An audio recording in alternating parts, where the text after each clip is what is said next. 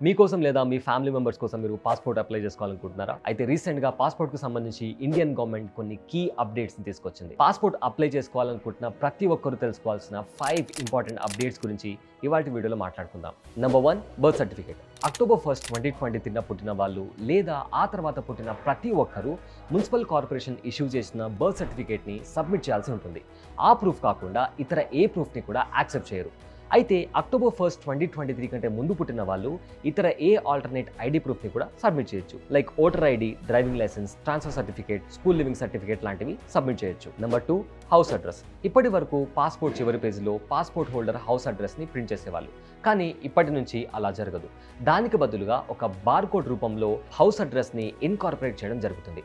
Immigration ఆఫీసర్స్కి ఒకవేళ అవసరమైతే ఆ బార్కోడ్ని స్కాన్ చేసి హౌస్ అడ్రస్ని కాపీ చేసుకోవడం జరుగుతుంది.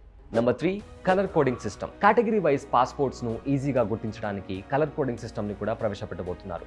గవర్నమెంట్ అఫీషియల్స్కి వైట్ పాస్పోర్ట్, డిప్లొమాట్స్కి రెడ్ పాస్పోర్ట్స్ అండ్ ఆర్డినరీ సిటిజన్స్కి ఎప్పటిలాగే బ్లూ పాస్పోర్ట్ని ఇష్యూ చేయబోతున్నారు. With this immigration officers different kind of పాస్పోర్ట్స్ను ఈజీగా గుర్తించడానికి వీలవుతుంది. నెంబర్ 4 తల్లిదండ్రుల పేర్ల తొలగింపు. అయితే ఇప్పటి వరకు పాస్పోర్ట్ చివరి పేజీలో తల్లిదండ్రుల పేర్లను ప్రింట్ చేసేవాళ్ళు. కానీ ఇప్పటి నుంచి అలా జరగదు.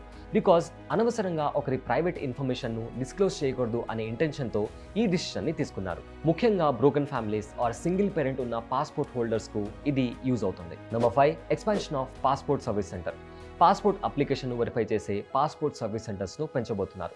ఇప్పటికే ఆల్మోస్ట్ 442 పాస్పోర్ట్ సర్వీస్ సెంటర్స్ ఉన్నాయి. అయితే ఎక్స్ట్రాగా ఇంకో 158 సెంటర్స్ను యాడ్ చేయబోతున్నారు. ఈజీగా, సెక్యూర్డ్గా అండ్ సిస్టమాటిక్ వేలో పాస్పోర్ట్ని అప్లై చేసుకునేలాగా ఇండియన్ గవర్నమెంట్ ఈ రూల్స్ని తీసుకొచ్చినట్లు తెలుస్తోంది. సో దీని గురించి మీ ఒపీనియన్ ఏంటో కామెంట్ చేయండి. అండ్ ఇలాంటి ఇంట్రెస్టింగ్ అప్డేట్స్ కోసం do subscribe to big TV. I am Abul Syed. Thanks for watching.